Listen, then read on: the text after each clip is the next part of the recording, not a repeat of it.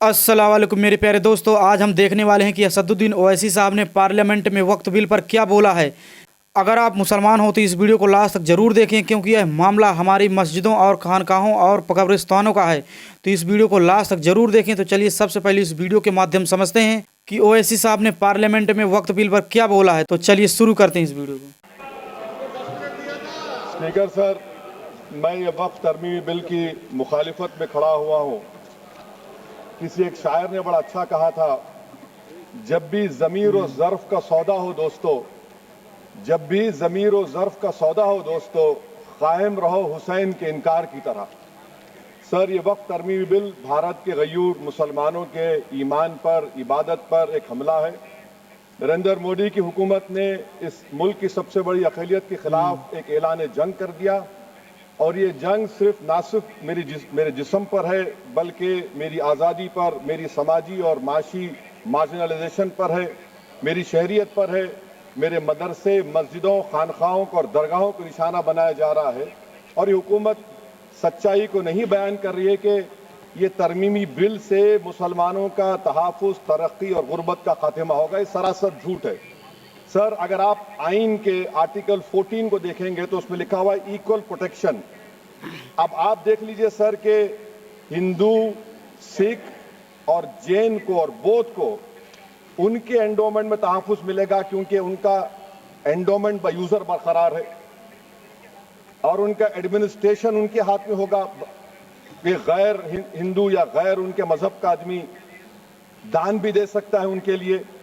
और endowment board का तहफ़्फ़ुज़ भी मिलेगा, क्योंकि उसके ऊपर ओवरराइडिंग क्लॉज अप्लाई नहीं होगा, लिमिटेशन का कानून उस पर अप्लाई नहीं होगा। उसके बरक्स अपोजिट आप देख लीजिए, मुस्लिम वक्फ को वक्फ बाय यूजर निकाल दिया गया। एक मुस्लिम वक्फ की जायदाद पर कब्जा होगा, लिमिटेशन लगेगा तो जो एनक्रोचर है, जो खाबिज है, वो रातों रात मालिक बन जाएगा और एक गैर मुस्लिम वक्फ बोर्ड को एडमिनिस्टर करेगा। ये आर्टिकल 14 के इक्वल प्रोटेक्शन का वायलेशन।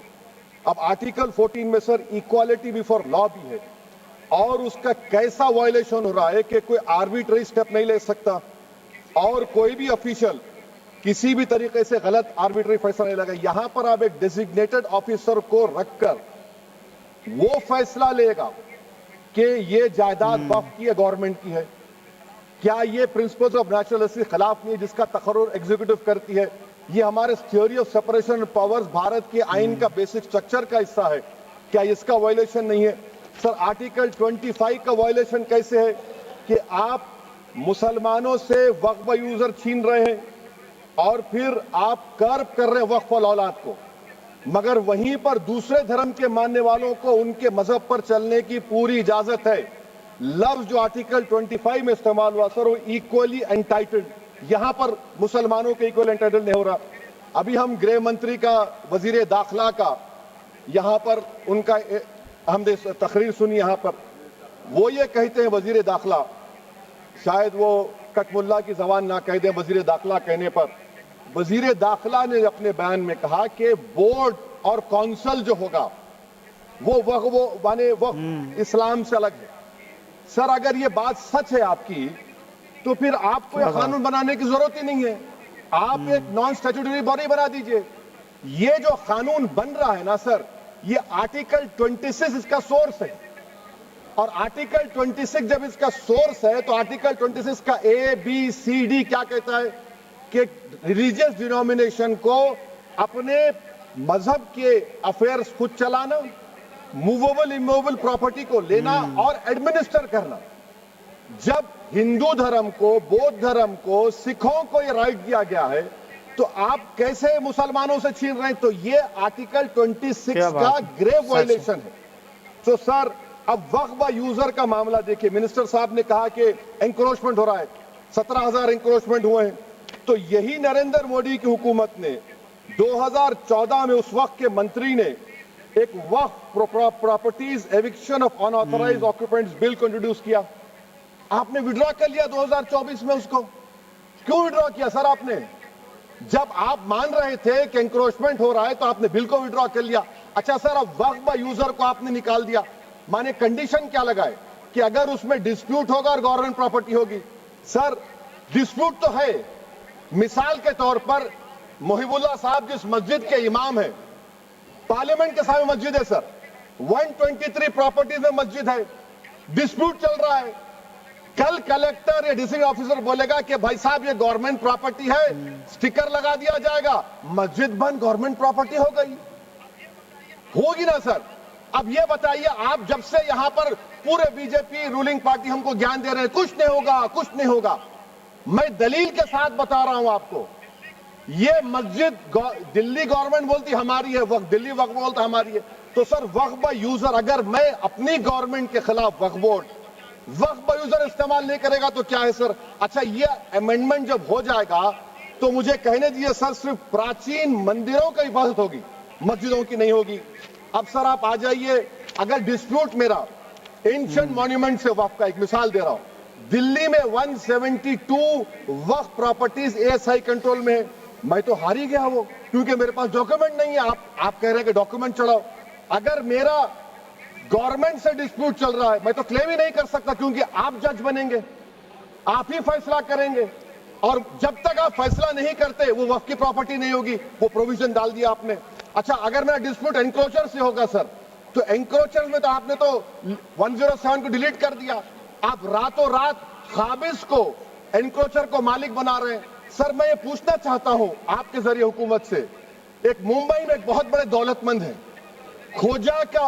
खोजा बरादरी का यतीम खाना था, उन्होंने 2004 या 5 में 22 करोड़ में खरीद लिया। वो केस सुप्रीम कोर्ट में, कि आप उनको मालिक बनाना चाहती है लिमिटेशन एक्ट अप्लाई करके, हमको बताइए, हम जानना चाह रहे हैं। और सच्चर कमेटी ने सर 2007 में कहा कि दिल्ली के 123 प्रॉपर्टीज की मार्केट वैल्यू 6000 करोड़ की। आज हम 2025 में आ गए, क्यों आप उन प्रॉपर्टीज के खिलाफ पड़े हुए? 1976 में उस वक्त के वजीर आजम इंदिरा गांधी लेटर लिखा, इसको आप दे दीजिए, मगर आप उसको मानने को तैयार नहीं है। तो सर और एक जो झूठ फैलाया जा रहा है, management empowerment efficient development, sir this bill takes any management from the hands of Muslims, disempowers the waqf in comparison to any other stakeholder, takes away the efficiency of administration and hampers development. Waqf disempowerment in the name of efficiency, inefficiency is being created.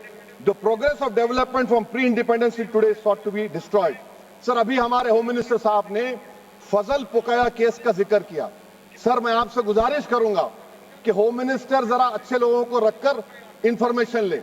फजल पुकाया का obiter क्या है? It is obiter, वो ratio डिसेंडेंटाई नहीं है जो आपने कहा है। अच्छा सर, शेड्यूल ट्राइब के बारे में कहा, क्या शेड्यूल ट्राइब में मुसलमान नहीं होते? शेड्यूल कास्ट में नहीं होता मुसलमान, शेड्यूल ट्राइब में मुसलमान होता।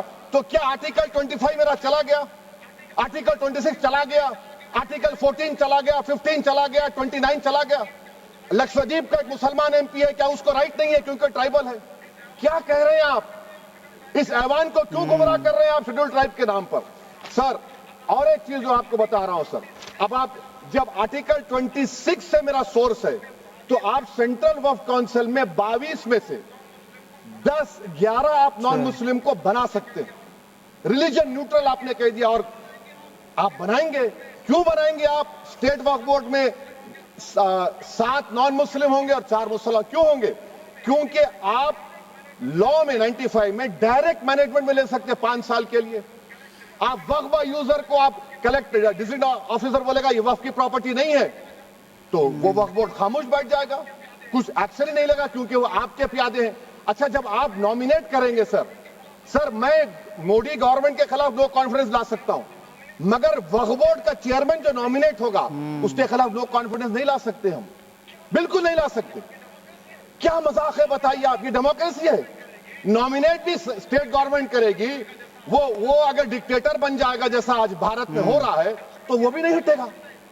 कम से कम यहां पर तो इलेक्शन है, वहां पर तो आप 5 साल झेलते रहो उसको। अच्छा सर, अब ये जो क्लॉज 11 और क्लॉज 9 आप 16AA से देखिए, where the qualification of the members of the board has been limited only to 3 categories contained in 14(1)(c). Intention is very clear that the majority is to be packed with non-Muslims. So who will defend my interests, sir? If I cannot depend on the state waqf board, central waqf council, which are going to comprise non-Muslims, this in itself a clear violation article 26, 14 and 15 sir. अच्छा sir, CO पहले 95 act में था कि word मुस्लिम, आपने गायब कर दिया उसको। अरे आखिर क्यों इतनी नफरत है आपके लफ्ज मुसलमान से? अच्छा फिर क्या कह रहे हैं आप कि ये भी आर्टिकल 26 का वायलेशन है। सब जितने हिंदू धर्म के प्रॉपर्टीज हैं, सिख धर्म के हैं, बौद्ध के हैं और आपके जैन के, वहां पर उन्हीं के मजहब का ऑफिसर होगा। और कहां पर नहीं होगा? वक्फ बोर्ड में। वक्फ board is a pure religious institution, इसको समझने की जरूरत है। तो आप ये कर दे रहे हैं सर। अच्छा सर, आप देखिए, अब आप आ जाइए ये ट्राइब्यूनल पर। मुझे समझ में नहीं आया सर कि हमारे होम मिनिस्टर वजीर दाखिला ने क्या कह दिया कि 2013 का जो कानून है वो नहीं बनता तो हम नहीं लेके आते। मैं बड़े अदब के साथ उनसे पूछना चाह रहा हूं कि क्या उस वक्त राजनाथ सिंह साहब, अडवाणी साहब, हमारी लेट सुषमा स्वराज, ये बड़े बड़े नेता यहां बैठे थे? आपने यूनानिमस उस कानून को पास करवा दिया। कीर्ति आजाद थे उस वक्त, अब यहां बैठे हैं वो टीएमसी में।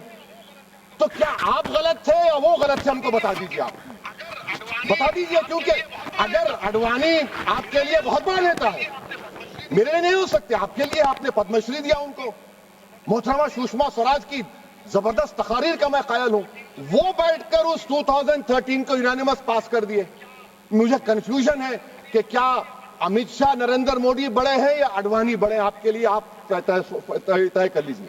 अच्छा सर, आपके tribunal sir, railway Clements tribunal, NGT tribunal, income tax, वैसे 14-15 ट्राइब्यूनल, हिंदू एंडोमेंट का ट्राइब्यूनल, सबका अपील नहीं होती, रिव्यू होता है। गृह मंत्री सरकार कह रही है कि नहीं, रोक दिए, रोक लगा। कैसे रोक लगाते? रिव्यू और अपील में तो फर्क होता है ना सर।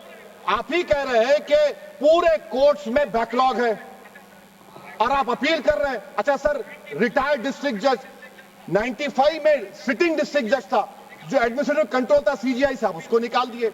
अच्छा सर, अब आप अभी हमारे मंत्री साहब ने कहा trust, sir Shri Sai Baba trust 2004, वो ये कहता है जो ऑफिसर उसमें काम करता उसको साई बाबा का डिवोटी होने चाहिए और उसको डिक्लेरेशन लिख के देना पड़ेगा। यहां पर हो रहा तो यहां पर क्यों नहीं हो रहा? अच्छा सर, आप फिर देख लीजिए, ये आपका हो गया सर। हाँ, अब अमित शाह साहब ने सेक्शन 2A के बारे में कहा और उन्हें इस बात का इकरार कर लिया कि दाऊदी बोहरा के लिए यह बनाया गया है। मगर मैं आपके जरिए से गवर्नमेंट से पूछना चाह रहा हूं, आपने तो उस प्रोवाइजो में दाऊदी बोहरा का नाम ही नहीं लिखा। आपने उनको भी थैंक यू कर दिया, उनका नाम क्यों नहीं लिखा आपने? और सर, और गवर्नमेंट क्या कर रही है? आप मुस्लिम समाज में जो बेकार किस्म के लोग हैं उनको एक रास्ता बना रहे हैं, एग्जिट दिखा रहे हैं कि तुम्हें वक्त से बचना है तो तुम ट्रस्ट बना लो। ये क्या कर रहे हैं सर आप? कम से कम उन दाऊदी बोहरा को आप दे देते। अच्छा sir, clause 3V section 36 clause 18 देख लीजिए। Oral appointment has sought to be discontinued even though it is recognized practice in Islam.